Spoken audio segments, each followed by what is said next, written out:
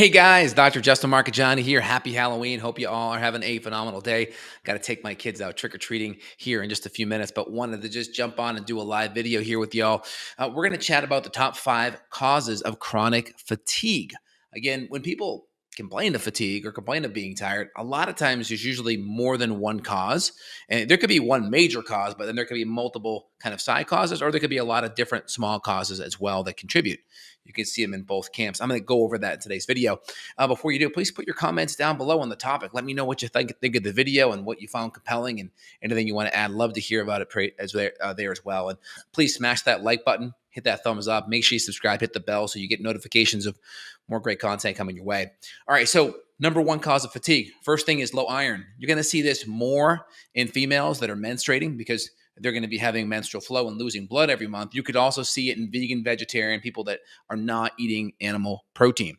So low iron. You need iron to bind to hemoglobin.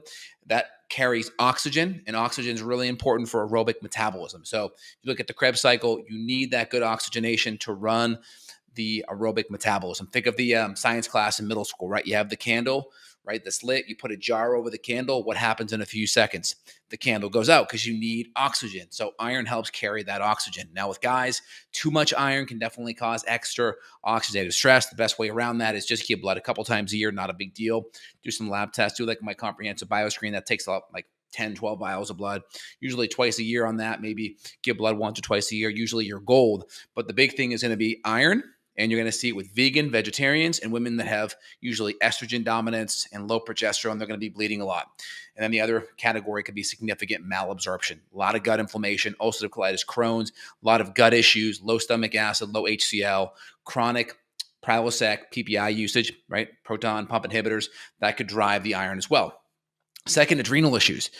May not be necessarily the Addisons where you're adrenal failure, but it can be more just the adrenal dysfunction, low cortisol, flatter cortisol rhythm.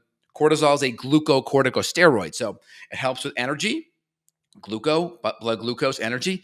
Corticosteroid, it helps with stress and inflammation. So if we have chronically low cortisol due to chronic stress, chronic inflammation, lots of things feed into that, right? Foods, blood sugar, sleep, too much exercise, too little exercise, nutrient deficiencies, gut malabsorption. Remember, 80% of your immune system's in your gut. So if you have chronic immune stress because your gut's on fire, that can feed into adrenal stress.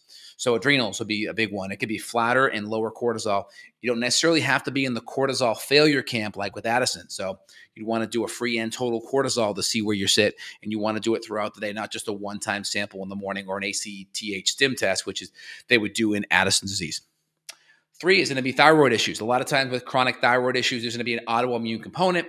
The antibodies, thyroid binding globulin or TPO, thyroid peroxide, are attacking the thyroid and decreasing its ability, I should say, increasing its inability to make less hormone over time. So you're making less hormone over time, chronic inflammation. A lot of times during the attacks, you can spill out hormones. So you can go to these hyper anxiety. You feel like you're making too much. You almost feel like you have a Graves hyper issue, but you really have this autoimmune Hashimoto's issue that's eventually going to deplete your thyroid follicles, and you'll actually be in this low thyroid state.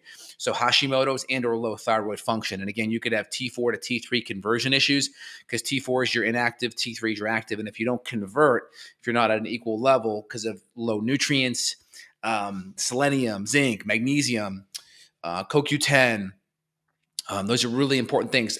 Chronically high cortisol can do that. Insulin resistance, these can be big things. So we have adrenal, we have thyroid, we have low iron.